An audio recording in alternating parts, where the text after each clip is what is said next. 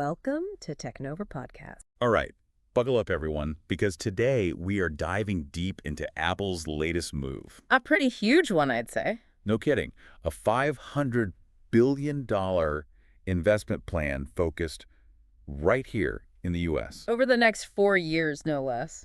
That's right, and we're not just talking about a new iPhone or some fancy gadget here. Nope, this is way bigger. This is about a potential shift, maybe even a seismic one. In the whole tech landscape. Exactly. Think American manufacturing, research, and development. Even education, it's all connected. So let's break down exactly where this money's going. The press release has some interesting details. Yeah, some pretty fascinating stuff. First off, picture this.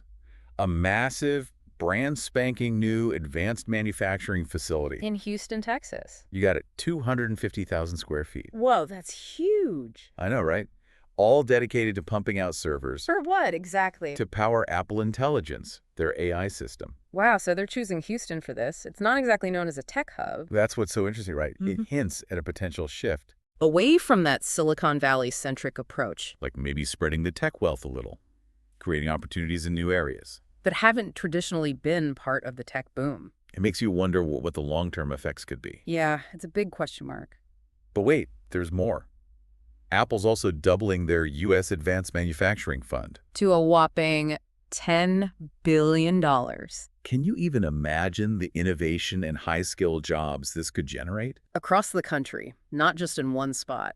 Talk about a potential boost to American competitiveness. In the global tech arena, for sure. It feels like Apple's making a statement. About bringing manufacturing back home. And becoming less reliant on overseas production, which we've seen can be risky. Especially after that whole global chip shortage. Oh, for sure. That was a major wake-up call. Companies realized how important it is to have more control over their supply chains. And on that note, let's talk about Apple's ramped-up research and development. They're focusing on some key areas, right? Big time. Things like AI, machine learning, and silicon engineering. The real brains behind all the cool tech advancements. It's like they're investing in the foundation of the future. Absolutely. And that's a trend we're seeing with other tech giants, too. Investing heavily in chip development. It makes sense, though. Semiconductors are crucial for pretty much everything tech these days. It's like they're fighting for control of the building blocks of the future. Kind of a high-stakes game. But it's not all about the tech itself. Apple's also putting a lot of effort into the workforce needed to support all these advancements. Training and education, right? Exactly. Get this. They're launching an Apple Manufacturing Academy. No way. In Detroit, of all places. Yeah, that's really interesting. It shows they're serious about bridging the skills gap. Which is only getting wider with all this new tech. I can just picture it. Apple engineers working side by side with experts from Michigan State University. Sharing their knowledge and expertise. Not just with big corporations. But with all kinds of businesses, big and small. And they're offering free courses. Did you see that? Seriously. On project management, optimizing manufacturing processes. That's valuable stuff, even beyond the tech world. Totally. AI and automation are affecting every industry now. It's not just a Silicon Valley thing anymore. It's clear Apple's betting big on the American workforce. Alongside their bet on American manufacturing. But let's switch gears a bit and talk about their R&D efforts. Specifically, that in-house cellular modem they're developing. Yeah, the Apple C1 chip. That's a big deal. Years of research and thousands of engineers went into this. Talk about dedication. It shows their long-term commitment to innovation. They're not content with just assembling devices anymore. They want to control the core components. And that's a game changer. Strategically, it makes a lot of sense. Less reliance on external suppliers. More control over performance and innovation. And to fuel all these ambitious efforts, they're on a massive hiring spree. 20,000 new hires in the next 4 years. That's the plan, focusing on R&D, silicon engineering, and AI. Wow, they're serious about attracting top talent.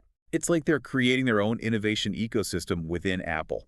A breeding ground for cutting-edge technology. But they're not stopping there. They're also investing in education programs to nurture future talent. That's awesome. Things like supporting 4-H and Boys and Girls Clubs of America. Giving young people access to vital tech skills, even coding. And that's where their new Silicon Initiative comes in, right? Exactly. It's all about preparing students for careers in hardware engineering and silicon chip design. Which is a field that's only going to grow in demand. So they're planting the seeds for future generations of innovators. It's a smart move, investing in the future workforce. We've covered a lot of ground.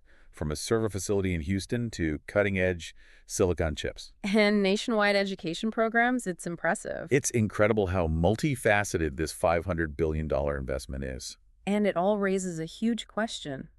Will it pay off? That's the billion, or should I say half-trillion-dollar question.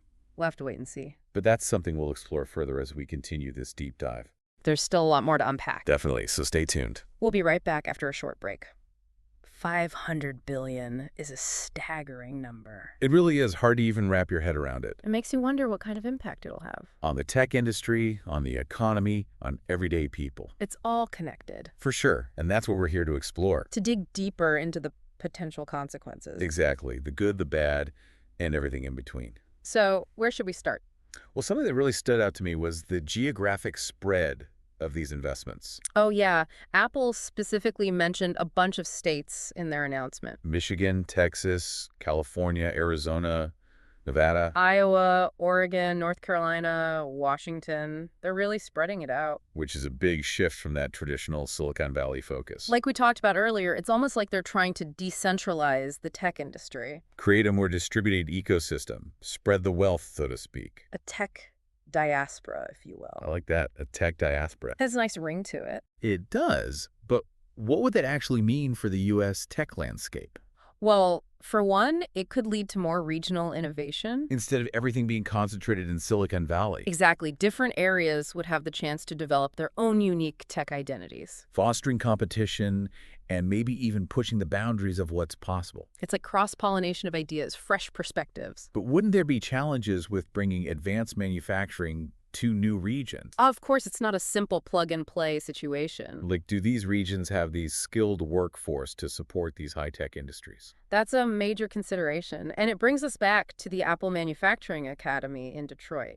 It seems like they're trying to get ahead of the curve, address the skills gap proactively. By training workers in advanced manufacturing techniques, especially with AI and automation. It's not just about filling existing jobs. It's about preparing people for the jobs of the future. The jobs that don't even exist yet. Exactly. That's where the real innovation lies.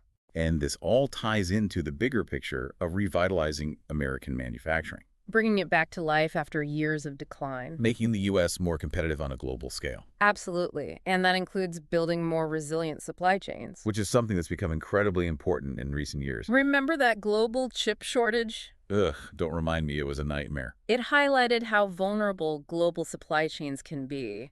And how important it is for companies to have more control over their production processes. So, by bringing manufacturing back to the U.S., Apple is trying to mitigate those risks. Reduce their dependence on overseas production, which can be unpredictable and subject to disruptions. It's a smart move, especially considering the geopolitical tensions we're seeing around the world. It's like they're taking a long-term view, preparing for a future where things might get even more volatile. Exactly. And that future might involve more automation, more AI. More reliance on domestic manufacturing. And a more distributed tech landscape. It's fascinating to think about how all these pieces fit together. Like a giant puzzle, and we're just starting to see the full picture emerge. Okay, so we've talked about the potential impact on the tech industry and manufacturing.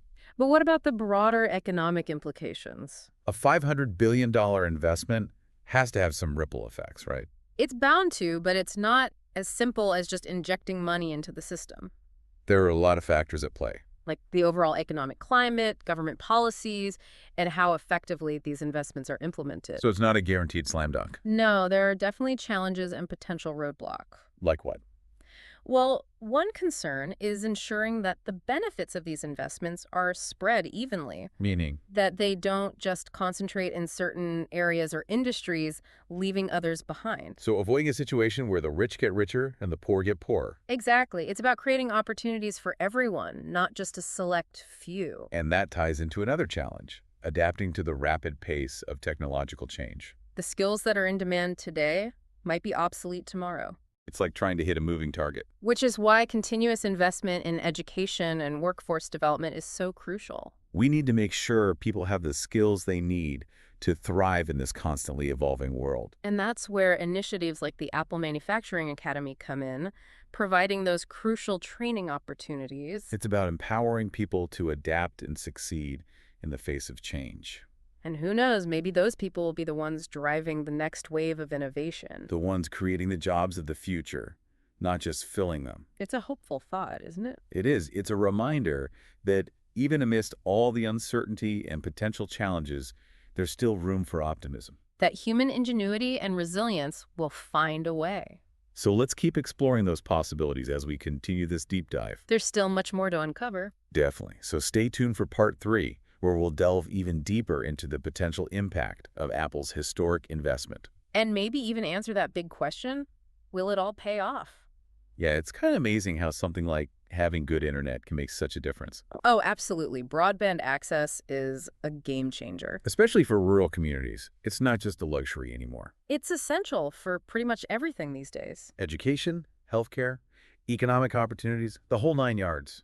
Without it, you're kind of left behind. Exactly. So Apple's commitment to investing in rural broadband is a big deal. Definitely. It shows they're thinking about the bigger picture. The social impact of technology, not just the profits. Bridging the digital divide is crucial for a more equitable future. Couldn't agree more. It's about making sure everyone has the chance to succeed. But let's circle back to something we touched on earlier, Apple's focus on sustainability, Yeah, they've been talking a lot about their green initiatives. especially when it comes to energy efficiency. Those servers in their new Houston facility are designed to use less power, right? That's right. They're really trying to reduce the energy footprint of their data centers. And they're already powering a lot of their operations with renewable energy. They've made some impressive strides in that area. It makes you wonder, is this all driven by a sense of responsibility, or is it a savvy business strategy? I think it's probably a bit of both. Consumers are definitely becoming more eco-conscious, And companies are realizing that sustainability can be good for their image. and their bottom line, let's be real. Energy costs are always a factor. So investing in energy-efficient technology just makes sense. It's a win-win situation, good for the planet and good for business. But beyond the environmental aspect, there's the human side of things to consider. The social impact of these investments. We've talked about the potential economic and technological impacts, but what about the people? Well, for one, these investments are expected to create a lot of jobs, Thousands of jobs, Yeah. especially with that new manufacturing facility in Houston. which could have a huge positive impact on the local economy. It's exciting to think about those ripple effects, the potential for growth and revitalization. But it's not just about the quantity of jobs. It's about the quality of those jobs. Are they good-paying jobs? Do they offer opportunities for advancement? That's what creates truly sustainable communities where people can thrive. And it's beyond the purely economic benefits. There's the social and cultural impact to consider as well. Could these investments attract new residents, create a more diverse community, Those are all important questions. We need to make sure these investments benefit everyone. that they contribute to the overall well-being of the communities involved? It's about creating a more equitable and inclusive future. So it's clear that this $500 billion investment is about more than just money. It's about people, communities, the future of the country. It's a story that's just beginning, and we'll have to wait and see how it all unfolds. But it's definitely something worth paying attention to. It's a reminder that technology is shaping our world in profound ways. And we need to be engaged, informed, and ready to adapt. Well said. I think that's a perfect note to wrap things up on. This deep dive has been quite a journey. We've covered a lot of ground, explored a lot of different angles, From the nuts and bolts of Apple's investment plan. to the broader implications for the tech industry, the economy, and society as a whole. It's a complex and evolving story, and we'll definitely be keeping our eyes on it. So, to our listeners, we leave you with this. What does Apple's massive investment mean for you? How might it shape your life, your community, and the future you envision? We encourage you to keep exploring these questions and to stay curious about the world around you. That's it for this deep dive. Thanks for joining us.